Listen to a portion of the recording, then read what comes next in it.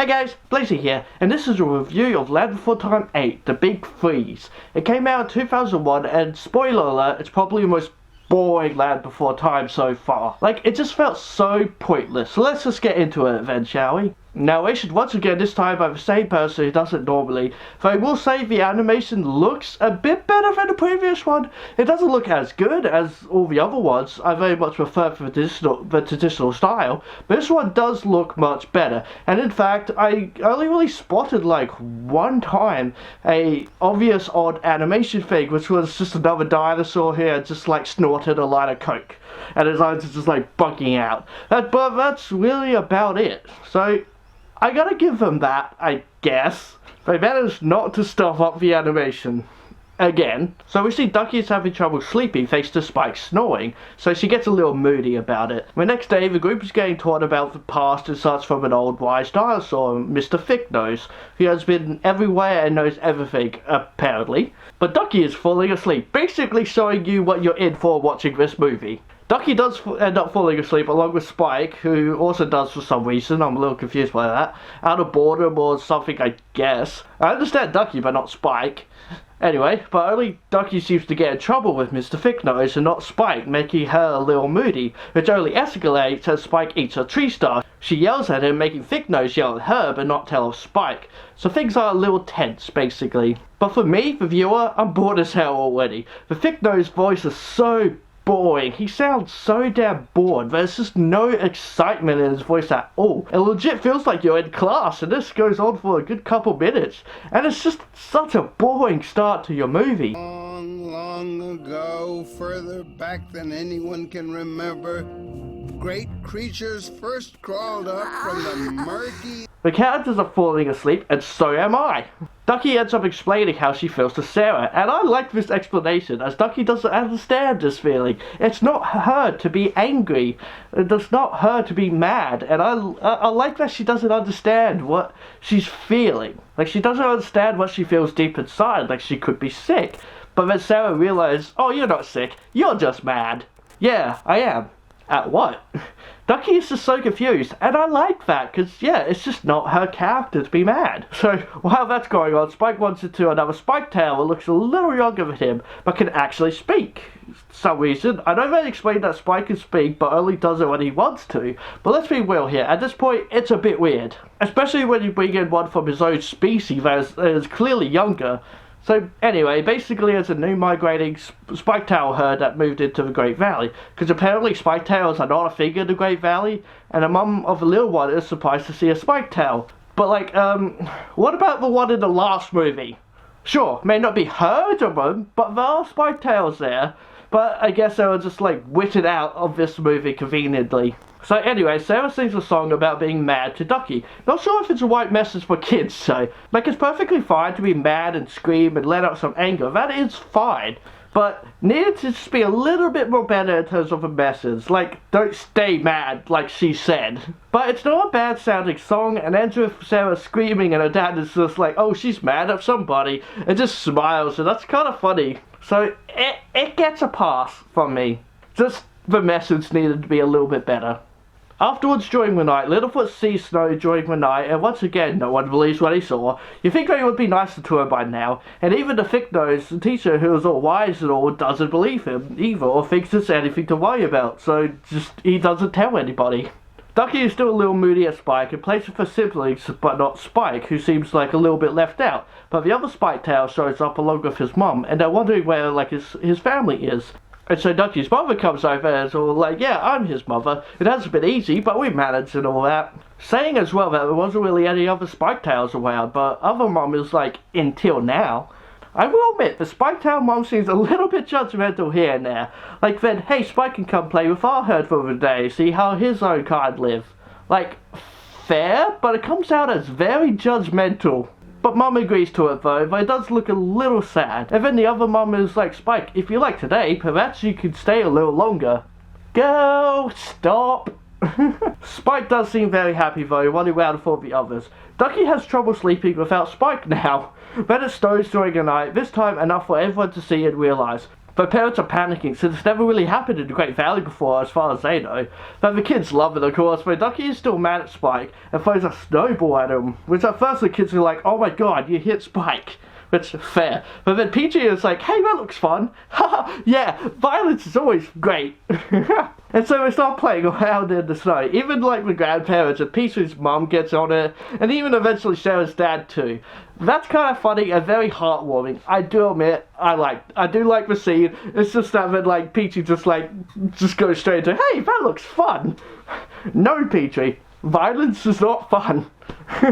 There's plot with like Mr. Thicknose as well. He was a little mean to like Littlefoot, saying to like Grandpa that he is just a bit of a pain because he keeps asking questions. But Grandpa doesn't believe that, and with Littlefoot like telling him about the snow, but him not believing and not telling anyone else, the adults who now see all the snow get angry at him for not saying anything to them, which fair enough. So now though Spike and Ducky seem to be okay, the other Spike tail wants to hang out, so Spike ends up going with them, while he now blue. Like, I guess it's meant to symbolize them playing in the snow, so now they're like all cold, but it doesn't quite work when the other one is fine. It happens a lot, and it's just a bit all over the place as to how the colours work. As time goes on, the snow becomes heavier and much colder. It has destroyed most of the food, so now the spike-tail herd's going to leave, considering they're much bigger eaters and usually do move on when this kind of stuff happens. They originally left where they were because of the snow, and now it's pretty much just followed them, so now they're going to leave. But then Tippy, the little spike-tail, he meets up with Spike and being all cuddly and playful, and then Mum then suggests that maybe he should come with them. Ducky's mum, and well, Spike's mum, is a little unsure about that as they're his family, but she asks him though, he ain't really sure what to do.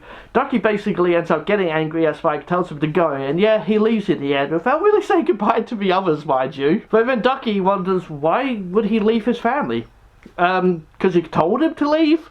You're a kid, but not a dummy. Ducky and her mum then start singing, what is family? Is it about looking the same? Being the same? But they realise, and no, it's more than that. It could just be someone who is a true friend that is family to you, or just someone who just feels like a brother, or sibling, or a son, or child, you know?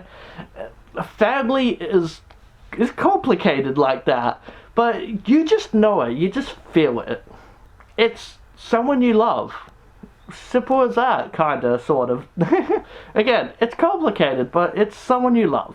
It's a nice, good message song, I will definitely say that. This is a great message. So Ducky is upset though with Spike leaving and ends up lying to her mum on where she is going and decides to head out and find Spike without telling the others, who realise what's happening when the mum is like looking for Ducky eventually later on. So the others head out and bump into Thicknose, who's a bit down in the dumps. Ducky's emotions, I have to say, make this movie a bit of a mess. It's very confusing as to where she stands in this movie. Thicknose decides to join up with the kids as they go into the Mysterio Beyond for a very basic opening, which I realise, like, isn't the valley meant to be a lot more closed off? It's not like the whole point of why they stay there. Just like any Sharptooth could just walk through this. But then like a little avalanche happens that block off the valley path so they can't get home yet. And then like later on Ducky ends up getting attacked by a Sharptooth, and it just so happens to then like run back to the others with the Sharptooth.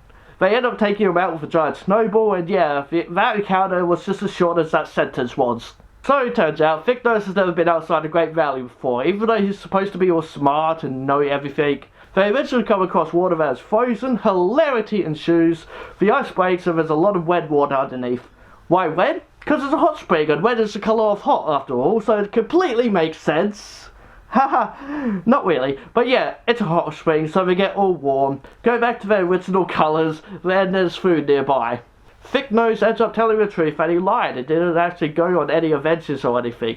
He was a shy kid and listened to other travellers' stories, and told those stories himself, and people believed that he was the one saying all that, and believed that he was all wise and everything, and just went with it. And then he sings about everyone wants to be seen and heard. Everyone wants to be important, but then says that everyone has their own special place. Everyone has their importance.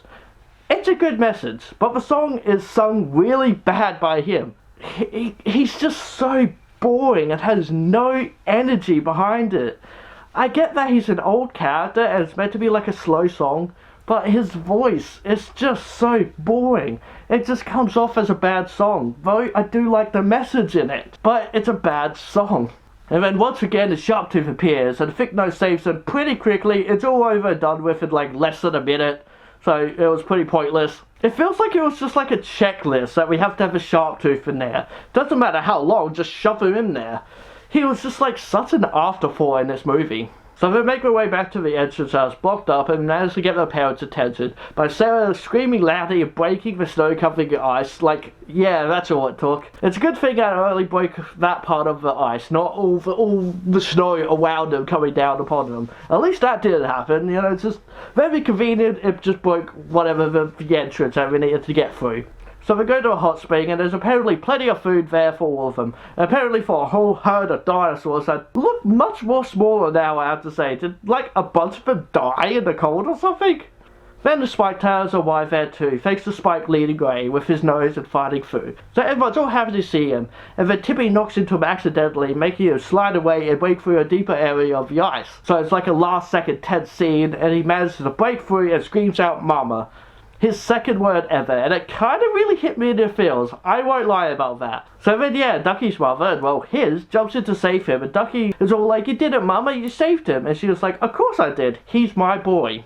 I always did like, she just like accepted him when like Ducky brought him home, and so this like kind of confirms that like, yeah, she loves them as much as her own children. So in short now, Spike stays there with his family and the Spike Tails stay around a little longer before heading out to a new location, and that's the movie. This one was just so boring. Now, was it pointless?